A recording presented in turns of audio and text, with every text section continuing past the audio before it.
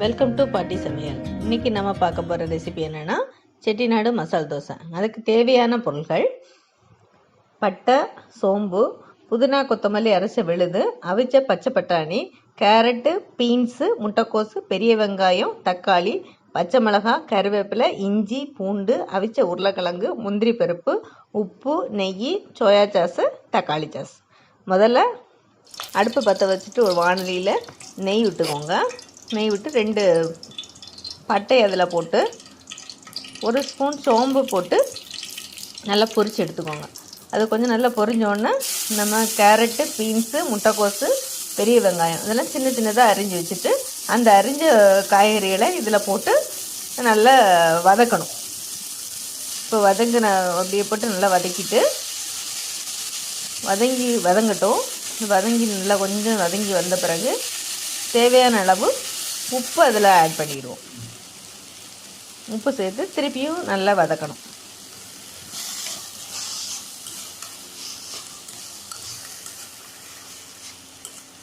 அது கொஞ்சம் நல்லா வதங்கி வந்த பிறகு அதில் பட்டாணியை அவிச்சு வச்சுருக்கோம் இல்லையா, அந்த அவிச்ச பச்சை பட்டாணியை இது கூட சேர்த்து அதையும் சேர்த்து நல்லா சேர்த்து கிளறி விடணும்.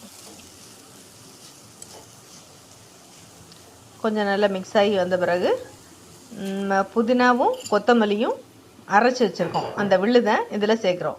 இந்த புதினாவும் கொத்தமல்லியும் நறுக்கி கூட போட்டு நீங்கள் சேர்த்துக்கலாம். ஆனால் பிள்ளைங்க அரைச்சி வச்சானா அந்த அப்படியே முழுசாக போட்டான்னு எடுத்து தனியாக ஒதுக்கி வச்சுருவாங்கல்ல, அதனால் அரைச்சி போட்டானா அதுங்க சேர்த்து சாப்பிட்ருவாங்க. அதுக்காக நம்ம அரைச்சே போட்டுக்கலாம்.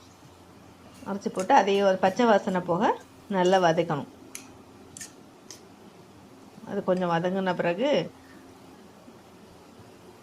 பச்சை மிளகாய் ஒரு 5 பச்சை மிளகாய், 1 துண்டு இஞ்சி, 4 பல்லு பூண்டு, 5 முந்திரி பருப்பு, கொஞ்சம் கருவேப்பிலை, இது எவ்வளோ சேர்த்து அரைச்சி அந்த அரைச்ச விழுதை இப்போ நம்ம அதில் போட்டிருக்கோம்.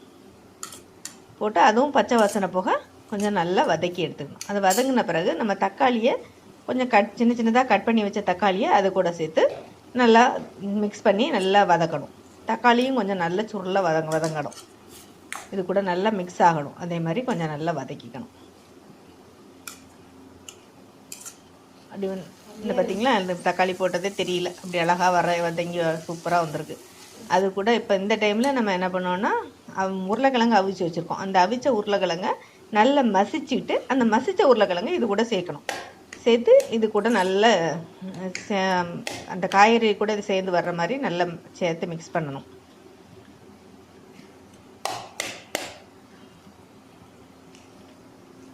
நல்லா மிக்ஸ் பண்ணி இப்படி நல்லா மிக்ஸ் ஆகி வந்திருக்கு. இந்த டைமில் நம்ம 1 ஸ்பூன் நெய் இதில் ஆட் பண்ணிக்கிறோம்.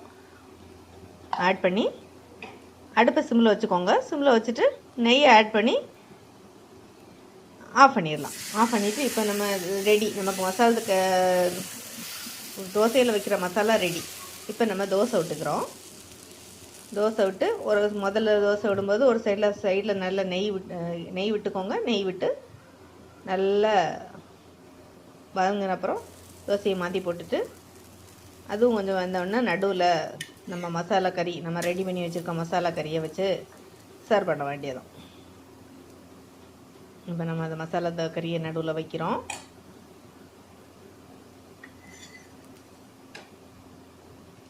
தோசையில்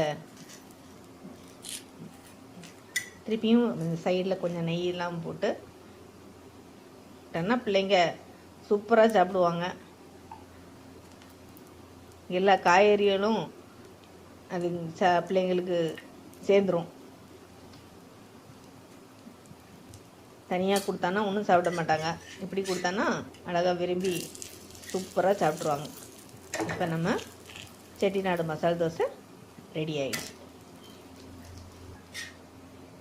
செஞ்சு பாருங்கள். பிடிச்சிருந்தா லைக் பண்ணுங்கள், ஷேர் பண்ணுங்கள், சப்ஸ்கிரைப் பண்ணுங்கள். தேங்க்யூ.